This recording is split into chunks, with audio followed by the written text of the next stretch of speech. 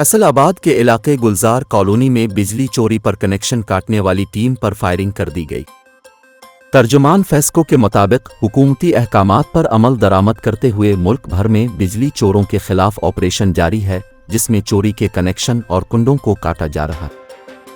तर्जुमान ने बताया कि गुलजार कॉलोनी में बिजली चोरी पर कनेक्शन काटने टीम पहुंची तो मुल्जिमान ने उन पर फायरिंग कर दी। फेस्को अहलकारों ने गाड़ियों के पीछे छपकर जान बचाई। तर्जुमान का कहना है कि मुल्जिमान के खिलाफ बिजली चोरी और मुलाजमीन पर हमले का मुकदमा दर्ज कर लिया गया है, जबकि फायरिंग करने वाला नौजवान फरार हो गया, जिस पर पुलिस ने इसकी वालिदा को हिरासत में ले लिया।